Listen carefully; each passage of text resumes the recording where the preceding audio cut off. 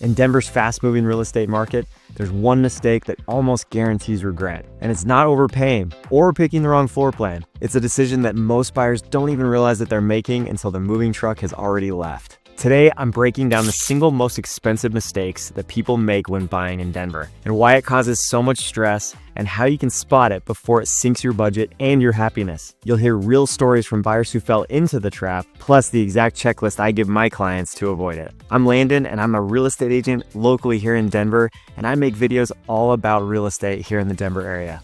Let's start with a major mistake that many Denver buyers make: purchasing what I call a money pit, or a house that will drain your finances with constant repairs and updates. Denver has many historical homes with a ton of charm, but they may have outdated systems. So be on alert if you see beautiful Victorian, Tudor, bungalow floor plans, even mid-century moderns that look absolutely gorgeous from the outside, that on the inside, the electrical, plumbing, and other parts of the home may have repairs that are constant and that come up frequently. And so it's very important to understand what you're getting into and make sure that you know, based on an inspection, if that home has already been gutted and remodeled as far as all the mechanical issues go in the home. That's increasingly important as you go back in age with the home. So definitely something to stay aware of. The biggest challenge is you can't just replace one part in those scenarios when you have something fail. A lot of times the whole system has to be replaced because everything is outdated. And so when those things happen, it can be a massive expense. We're talking $5,000 to $20,000 to $25,000 in some cases. And so it's so important to make sure that you get a great inspection from someone that you know and trust. They can give you the real scoop on what's going on with the home and what real lingering costs that you may have going forward. Also, in certain areas in Denver, okay, especially towards the west side of town where the Hogback is, that's the mountain range that covers the west side of Denver, there are a lot of bentonite soils that have caused a lot of issues as far as the structure of homes. And so these expansive soils will move foundations and cause the homes to slope, or even cause walls on foundations of homes to close in. And so it's incredibly important to understand how you can mitigate your risks as far as that goes. And one of the biggest things is look at the age of the home. Okay, if it's built before the 1940s, 50s, like turn of the century, 1910, 20s, just understand that homes were not built the same back then, right? They didn't build homes on caissons, like big pillars that are sticking up and have a very strong foundation to them. A lot of them were built slab on grade.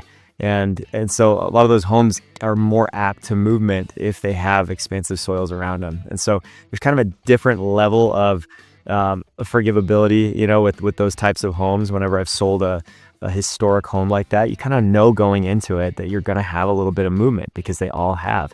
But there's certain parts of town that are definitely worse than others. Also, the 1970s was just a rough decade as far as structural movement goes. A lot of California builders came into our market and built homes on our soil, not knowing what the expansive soil would do to those foundations. And so that was a tough time. And so anything 1970s and then pre-1940s, I would say, you've got to be on a little more high alert on the structure and the foundation of the property.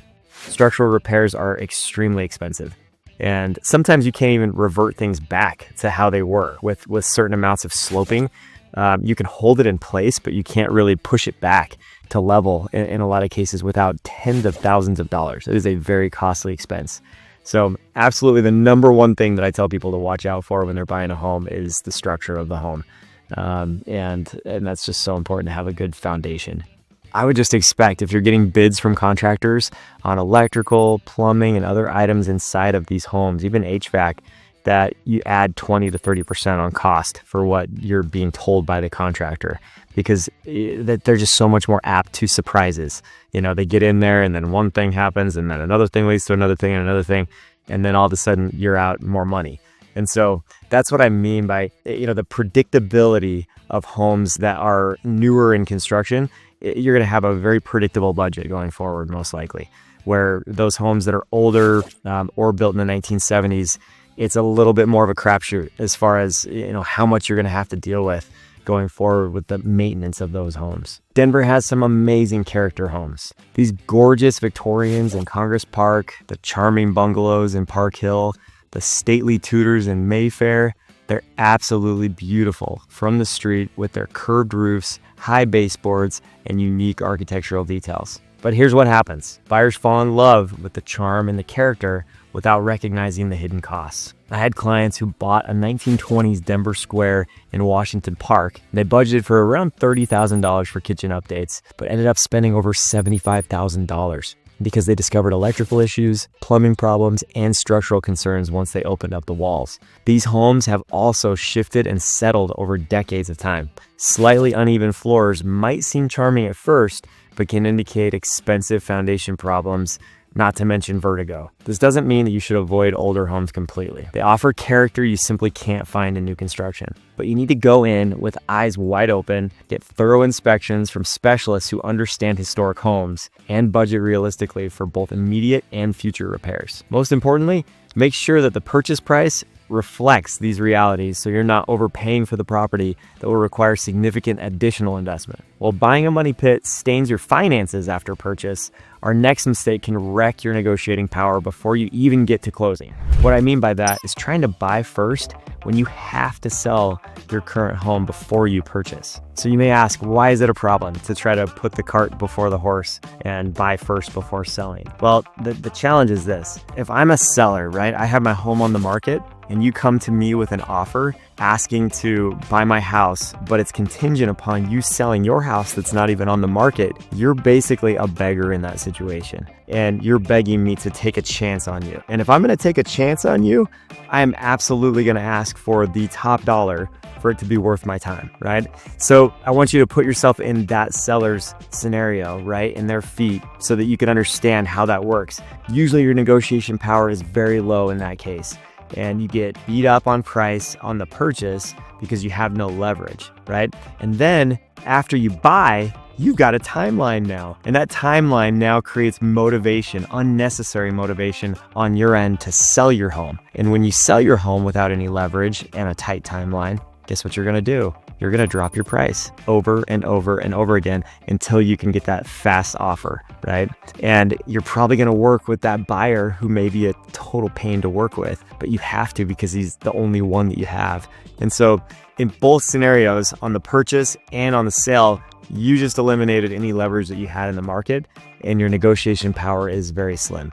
There is an answer, however, that's a newer loan product that is amazing. Only a $3,500 flat fee can allow you to have the convenience of selling your home after you purchase a home. And here's how it works. You have to have at least 30% equity in your home. So if you're not in a 30% equity position, then this program is not for you. You can't do it. But if you've owned your home for a while and you've established some equity, then there's a program out there that's phenomenal. It's the best one I know of. And I know the lender who does this all the time. And it will allow you to draw from your equity in your home, use that as a down payment. They'll front the cash for you for your purchase and forgive your debt on your current mortgage. And so what that does is it frees you up. It gets you the cash you need to go purchase first with leverage, right? Because this is now non-contingent. You're not contingent on selling your house. There's a huge difference there, but you can still accomplish the same thing that we talked about in the nightmare scenario at the beginning, right? So you're buying the house first. You can negotiate extremely well and go buy, get everybody out of the house, right? If you're a family that has kids, pets, anything that makes it challenging for showings, this allows you to move everything out, get situated in your new place, and then put your home on the market after that and stage it nicely so that it will sell for top dollar. So in this case, you're literally buying with huge negotiation power, non-contingent first, and then selling with great leverage and negotiation power with a home that is now staged and looking phenomenal, so you can get the best results on both sides. And the cost is so nominal, you guys. $3,500 flat fee for this convenience is nothing compared to what you gain in leverage and the negotiations. So definitely, comment or give me a call, shoot me a text, and let me know if you would like a connection to this financing program so that I can help you do this if you have 30% equity or more in your home. And if you don't know if you have 30% equity or more in your home, I'm happy to do a market analysis on your home here in Denver so that you can figure out if you do have enough equity to be able to do this program. And from what I've seen, proper sequencing of either just selling first and then buying, or using that program to be able to buy first and sell non-contingent, it really does make a 3 to 5% difference on your negotiating power between the two deals. 3 to 5% of our current market average is around $30,000 to $40,000 difference in negotiating on your bottom line. Like, that's how much more you'll net in your pocket if you just do things the right way or take advantage of these cool new programs that are available to you. Speaking of financial decisions, another mistake is letting short-term incentives override long-term location. So what I mean by that is getting lured into incentives instead of thinking location first. Location, location, location. Those are the three most important things in real estate. Probably you've heard your uncle or your aunt or your grandpa or parents tell you that before. And it's very true. So location is the most important thing, but so often it's the upgrades that drive the emotion of the sale. And so that's what makes people go bonkers when they look through homes and go, oh my gosh, this has got to be my home. I've got to have it, right? But what if that home is in a location that's 40 minutes from your work, right? Or what if that home is isolated from anybody that you know or care about? That's when you may run into some issues down the road, and a year into it, 2 years into it, maybe tired of that commute, or maybe really frustrated that you don't know more people around you, and it's just not the location where you want to frequent things all the time. Some people love walkability, and it's so important to them to be in a place where they can walk up and down streets and go into coffee shops, bars, restaurants, and feel like there's like life all around on the streets. It's fun to have people eating outside, and just, the visual of that is really fun for a lot of people. And so it's so important to make sure that you find a location that you absolutely love. Also, research shows that long commutes correlate with lower life satisfaction. Keep in mind that interest rates can fluctuate and they can be refinanced, but location cannot be changed unless you sell and go buy something else later. Some buyers are driving 30 to 50 minutes to qualify for incentive programs for fixed low interest rates from builders, when really that's not where they want to be at all. And resale sellers now are competing with builder incentives. They're offering 2-1 buy downs. And so in many cases, you can get that lower temporary rate locked in as interest rates are still adjusting downward. Right now in the Denver market, there are incentives everywhere, especially with new construction. Builders are offering rate buy downs. I've even seen them down to 3.99% lately. Paying closing costs, throwing in design center credits, and much more. These incentives can seem incredibly attractive, saving you thousands up front. But here's the problem. Many of these incentive-heavy properties are in locations that require significant commutes to Denver's major employment centers. I'm seeing buyers who drive 30, 40, 50 minutes or more each way just to get a 2-1 buy down or a lower fixed rate. That means you're spending 10 to 15 hours a week in your car. Let's put some perspective on this. Rates fluctuate and can be refinanced when they drop, but you can't move your house closer to your work. That daily commute creates a real quality of life issue that many buyers underestimate. There's also a financial calculation to consider. If you're spending an extra $300 monthly on gas and vehicle maintenance, plus 10 hours weekly in the car, is that 1% lower interest rate really worth it? For many, the answer is no, once they've lived with that commute for a few months. That said, incentives can be valuable if they align with your location priorities. Right now, many resale sellers in established neighborhoods are offering incentives to compete with new construction. And even if they're not offering it on the MLS or writing it, they may do it if you make an offer asking for that interest rate or asking for that temporary buy down. You might find a motivated seller in a great location who's willing to pay closing costs or offer a rate buy down. That's the sweet spot, getting incentives without compromising on location. While finding the right location is critical, having the right guide through Denver's complex market is equally important. Which brings us to our next common mistake, and that is not hiring the right agent. It's so easy nowadays to just find an agent on Redfin or find an agent on Zillow by requesting a showing on either of those sites. But here's what you're gonna get. You're gonna get the agent who is paying for that zip code, who's putting dollars down to be in that area, and they may live 45 minutes away from that area. Truthfully, it really just depends on who's paying for it. And so, with that said, I would much rather have, if I was a buyer, someone who's going to walk me through that area and be very familiar with that area and help me understand the ins and outs of, what's good about it, what are the cons, what the schools are like, that sort of a thing.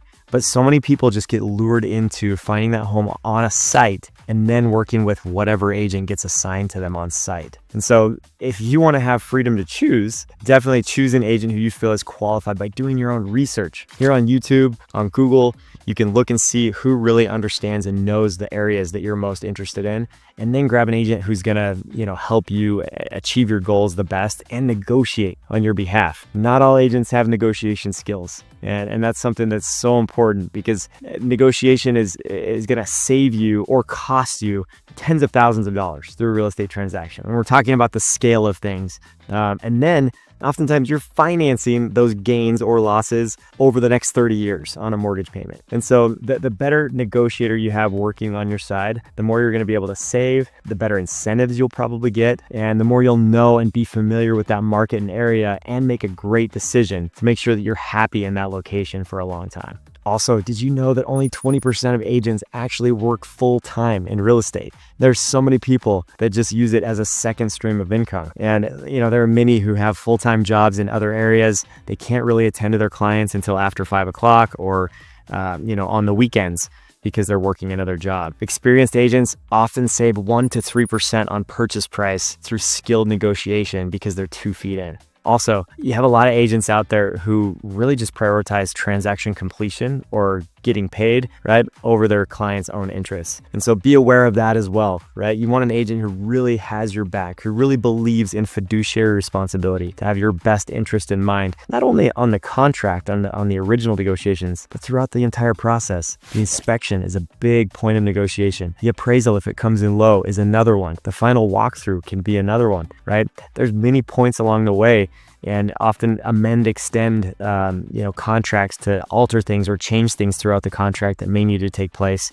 to help you have the best terms and price and scenario for you to get the best deal possible. There's a lot of pleaser agents out there who avoid difficult conversations and difficult negotiations just to maintain relationships with listing agents. Okay, I can tell you right now, I'm not one of those. I don't care about pleasing other agents in my market, right? I'm always going to be ethical and I'm going to be respectful of other people. But at the same time, my primary responsibility is to get you the best deal on the home. Right? And if I'm representing the seller, my primary responsibility is to make sure that I am defending their equity as best as I can throughout the process and making the terms the most smooth and convenient for them so that they can get to the closing successfully and be happy with the way that the transaction went. Also, there's a lot of agents who just lack market knowledge. They don't study the numbers. You ask them, how's the market? And they just say, good, pretty good, or kind of slow, or yeah, market's great, it's moving. But they never tell you what the average price is over the last year. They'll never tell you what the inventory is this year. They'll never tell you how many days on market and how that's changed year over year. They don't understand how to identify neighborhoods that are kind of floating up in value a little bit, right? Or neighborhoods where there's opportunity and where there's growth. They don't know about local projects that are going on that may impact value. So that's where it's very important to find a local expert that really knows and understands their numbers and understands the market. A truly effective buyer's agent needs to be fearlessly working for you. Someone who knows the Denver market block by block, who can analyze comps correctly, and who has the negotiation skills to save you money, and who has the courage to tell you when a property isn't right for you, even if that means starting the search over. They'll also help you avoid costly mistakes like overpaying for a property or missing critical inspection issues. When interviewing agents, ask about their specific negotiation strategies, their knowledge of neighborhoods you're interested in, and how they handle situations where their client wants to make offers on overpriced properties. Often, with the right agent guiding you, you still need to understand the full financial picture of home ownership, which leads to our next critical mistake. We're talking about not accounting for all monthly costs involved with buying a home. So what costs do first-time homebuyers frequently overlook? So typically when you look at the overall cost of housing, you have to add 40 to 50% from what your mortgage payment actually is, right? And the reason for that is Denver's average HOA fees have gone up tremendously, especially on condos and townhomes. They range from $200 to $600 monthly in a lot of situations. Also, home maintenance averages 1 to 3% of your home value annually. Denver water rates have increased significantly in recent years, so you have to account for that. Also, property taxes have increased 50 to 55% in the last couple years, and so you have to account for that increase, and as well as insurance costs, which has been another huge increase that's just skyrocketed in the Denver area due to all the hailstorms, the fires, and that sort of thing. And so Understanding your costs is such a crucial thing when you're buying a home. I've sat with countless buyers who have gotten pre-approved by their lender, got excited about the process, but their lender didn't do a thorough enough job of explaining the full monthly picture. The key is to create a comprehensive budget before house hunting. Ask your agent or lender to help you understand the total cost of homeownership for properties you're considering. Get specific numbers, not just estimates. Also, the utility averages you can obtain through asking the seller to call in and get those on their behalf. Buyers can't call utility numbers and just get information on any home nowadays. With recent laws, that's changed. So you have to go through the homeowner to get that information. Check with insurance agents about rates. When you understand exactly what's coming in and what's going out each month, you can make confident decisions about what you can truly afford, avoiding the stress of being house rich but cash poor. Now let's talk about the absolute number one mistake that causes more buyer's remorse than anything else in Denver's real estate market. The biggest mistake that I see buyers making in our market today is not starting the process by eliminating location first. And it seems like a simple thing, but the reason why you have to eliminate location first is because even if you're a non-emotional person, you don't get too excited or too down about anything, this process is emotional. And I bought and sold my own homes, and it's different. When I help other people do it, it is different than when I am buying or selling my own properties. There's a certain emotional draw when you are buying your own property that's indescribable. You can't explain it. When you're waiting for a response from a seller and you've written a contract and you're waiting for that counter to come back, there's a lot of stress and anxiety and excitement and emotion around that process. The best training I've ever had in my career is when I bought and sold my own homes. And because I've understood that stress and the anxiety that goes into our clients as they're going through that process. And it makes me want to over communicate and deliver the best, communication for them so that they're in the loop, they know what's going on, and they're not sitting in the dark. It's an amazing home, and the homeowners have actually over upgraded that home to compete with others that are not in those poor locations because they know they have to do that to get that home sold and to stand out. And so it's the biggest lure in our market sometimes is over updated homes in bad locations, and it can be very costly down the road as you go to sell those homes. Also, when you're thinking about putting money into a home with a bad location, oftentimes it doesn't make a lot of sense because that money that you're putting into the home, you're not going to get back out because 8 out of 10 buyers will just pass on the location when you go to sell it. This means staying on the market for longer time frames, and this means netting less for the home and earning not as much as you should as a homeowner over the course of time. I've definitely had it happen a few times in my career where someone got so excited about a home, help them understand the effects that it may have as far as the location goes and, the resale implications. And they went forward with the purchase because they loved the home. And then I get that call 2 years later saying, hey, we're a little tired of this road behind us, or we're not quite where we want to be. We want to be frequenting other things that are 45 minutes north or south, and we just didn't completely take that into consideration. Would love your help to sell this home and buy a new one. Where most agents would say, great, and high five them and say, let's work together again, right? And I do. I love working with people over and over again, but not for that reason, right? I want to work with you because something's changed in your life and it's time to, have a new housing situation, not because you're forced to move because of a bad decision in the past. So with that said, when we meet with new buyers, I often encourage them to go drive around certain neighborhoods if they're not familiar with them yet, to make sure that they can understand what they like and what they don't like about each location. And then we can start looking at the properties in the locations that they really desire. You can change almost anything about a house, the kitchen, the bathrooms, the flooring, but you cannot change its location. And what happens is buyers get emotionally attached to a gorgeous property with all the right features, but it's in an area that doesn't match their lifestyle. They convince themselves the 40-minute commute won't be that bad, or they don't need to be close to restaurants or shops. But then 6 months later, that daily drive is killing them, and they're missing the walkable neighborhood that they really wanted. Every Denver neighborhood has a distinct feel. Some areas like the Highlands or Baker offer walkability and urban energy, while places like Centennial or Parker provide more space but require driving everywhere. New construction communities might lack mature trees and character, but offer modern features. The right location balances proximity to your frequent destinations, work, family, activities, with the neighborhood vibe that matches your lifestyle. I've literally had clients who've bought their dream home list it only 18 months later because they realized location was more important than they thought. And it's an expensive mistake. Between closing costs, moving expenses, and potential market shifts, that kind of quick turnaround can cost $30,000 to $50,000 or more. The solution is simple, but often overlooked. Start your search by eliminating locations that don't work for you. Drive through neighborhoods at different times of day. Experience the commute during rush hour. Walk around and get a feel for the energy. Visit the local coffee shops, parks, and grocery stores. Only after you've identified neighborhoods that truly fit your lifestyle should you start looking at specific homes.